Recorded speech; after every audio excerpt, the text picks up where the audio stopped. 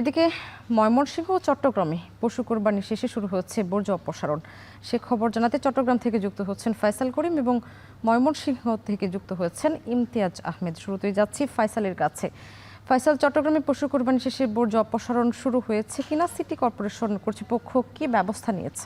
চট্টগ্রামে ঈদের প্রধান জামাতটি অনুষ্ঠিত হয়েছে সকাল 7টায় এবং তারপর আরও একটি প্রধান জামাত সকাল 8টায় অনুষ্ঠিত হয় এবং এখন প্রায় 5 থেকে 4 ঘন্টা পেরিয়ে গেছে। আমরা দেখছি এর মধ্যেই অধিকাংশ পশু কিন্তু যে গরু জবাইয়ের পর যে কাটাকাটির কাজ সেটি কিন্তু অধিকাংশই হয়ে গেছে। আমরা আছি চট্টগ্রামের কাজীর ডেউরি এলাকায়। এখানে যেটি দেখছি যে মূলত যে বর্জ্যগুলো আছে সেগুলো কিন্তু এনে বিভিন্ন যে ডাস্টবিনগুলো রাখা হয়েছে, নির্দিষ্ট স্থান রাখা হয়েছে, সেখানে এসে ফেলা হচ্ছে পশুর বর্জ্য এবং সিটি কর্পোরেশনের যে নিয়োজিত যান আছে সেই যানগুলো এসে এখান থেকে বর্জ্য নিয়ে যাচ্ছে। এবং আমরা যেটি জানি যে চট্টগ্রাম সিটি কর্পোরেশনের প্রায় 3200 পরিচ্ছন্ন কর্মী এবার কোরবানির ঈদকে ঘিরে নিয়োজিত রাখা হয়েছে সিটি কর্পোরেশনের পক্ষ থেকে এবং 300-র মতো যান এই বর্জ্য অপসারণের কাজে কিন্তু নিয়োজিত আছে।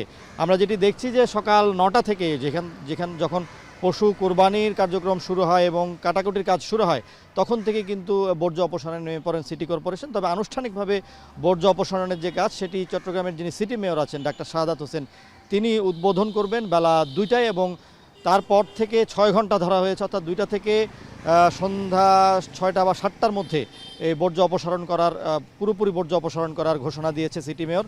এবং তিনি বলেছেন যে বর্জ্য কার্যক্রম যাতে নির্বিঘ্ন হয়, নিরবিচ্ছিন্ন হয়, সেজন্য সিটি কর্পোরেশনের যারা পরিচ্ছন্ন কর্মী আছে বা মাঠ পর্যায়ের যারা কর্মী আছে তারা সর্বদা নিয়োজিত আছেন। এবং আমরা দেখছি যে বর্জ্য অপসারণের যে কার্যক্রম বিভিন্ন এলাকায় সেগুলো কিন্তু চলছে এবং অলিগলি যেসব অলিগলিতে আছে সেখানেও কিন্তু সিটি কর্পোরেশনের ছোট ছোট যানবাহন রাখা হয়েছে এবং চামড়া নেয়ার জন্য কিছু যানবাহন কিন্তু সিটি কর্পোরেশন থেকে নিয়োজিত করা হয়েছে। এবার মেয়র যেটি বলছেন যে বর্জ্যগুলো বিশেষভাবে সরিয়ে নেওয়ার জন্য নগরবাসীকে সিটি কর্পোরেশনের পক্ষ থেকে পরিবেশ বান্ধব একটি পলিথিন দেওয়া হচ্ছে, যেসব পলিথিনে কিন্তু নগরবাসী বর্জ্য সংরক্ষণ করে তারপর সিটি কর্পোরেশনের কর্মীদের হাতে সেটি তুলে দিচ্ছেন। আমরা চলে যাচ্ছি ময়মনসিংহে, সেখানে আছেন আমাদের সহকর্মী ইমতিয়াজ আহমেদ, তিনি জানাবেন সেখানকার বর্জ্য অপসারণ কার্যক্রমের সবশেষ।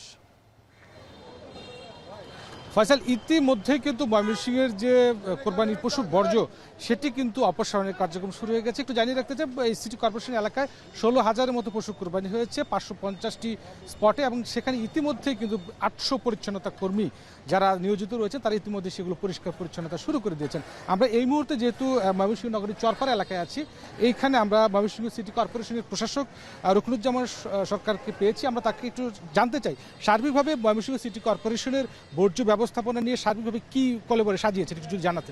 ধন্যবাদ আপনাকে। আপনি দেখতেছেন আমরা ইতিমধ্যে বর্জ্য পরিষ্কার কাজ শুরু করে দিয়েছি।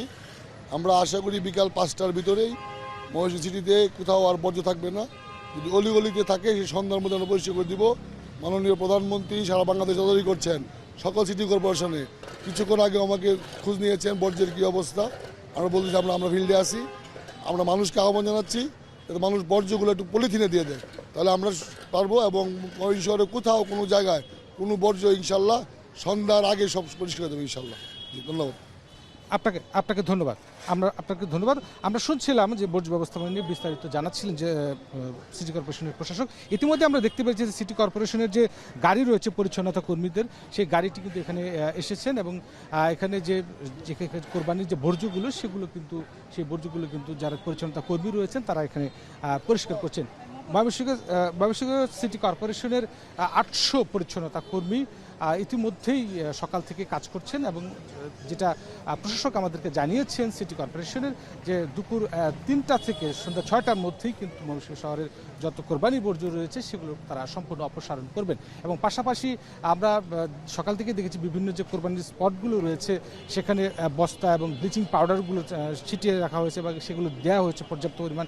এবং তিনি অনুরোধ করেছেন যে কোথাও যেন মানে কোনো ড্রেনে যেন এই বর্জ্যগুলো ফেলা না হয়। তো সব মিলিয়ে ময়মনসিংহে এখন পর্যন্ত আমরা দেখতে পেরেছি যে 12টার ঠিক পর থেকে কিন্তু বর্জ্য ব্যবস্থাপনা অপসারণের কাজ শুরু হয়েছে।